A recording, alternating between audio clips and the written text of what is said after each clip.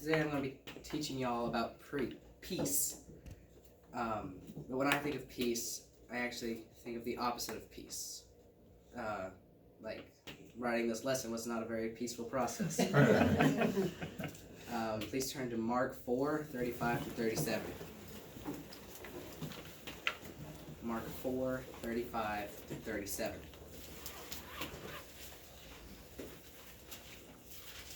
On the same day, when evening had come, he said to them, "Let us cross over to the other side." They had been preaching, and they were crossing the Sea of Galilee. Now when they had left the multitude, they took him along in the boat as he was, and other little boats were also with him. And a great windstorm arose, and the waves beat into the boat.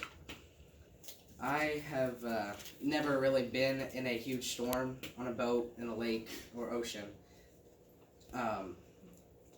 But there will always be storms in your life. The disciples were physically with Jesus and still had troubles. Everybody faces storms. If this is all there was, life would be hopeless. But with Jesus, we can have peace. Read Mark 4:38. But he was in the stern, asleep on his pillow, and they awoke him and said to him, "Teacher, do you not care that we are perishing?" They asked him if he cared about them. He asked if he cared. Turn to Mark 3:2-4.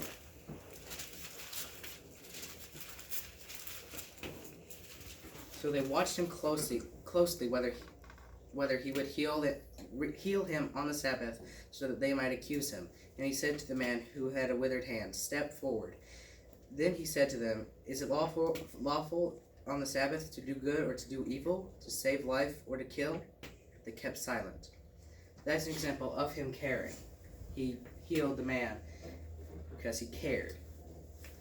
But sometimes people want to blame God when he doesn't do what they ask him to do immediately. Like in Job chapter 2, verse 9, his wife after Job had lost all his family, all his livestock, all his possessions, his wife told him to curse God and die. Be done with it. He doesn't care. Like, I heard a story about there's a car crash a few years ago, and a young lady died. The parents lost faith in God and didn't return to church. Yet there are people who still trust God, which leads us to my final point. Read Mark 4:39. Then he arose and rebuked the wind and said to the sea, "Peace, be still." And and the wind ceased, and there was a great calm.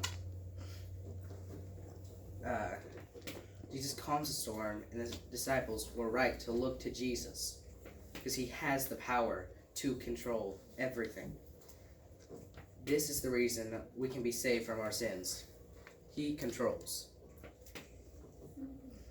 Because God is in control, we can know peace.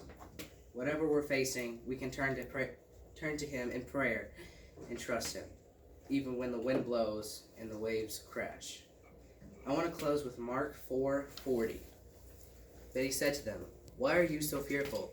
How is it you have no faith? Will you have doubt, or will you have faith?" When we trust, we can have peace. Amen. Good job.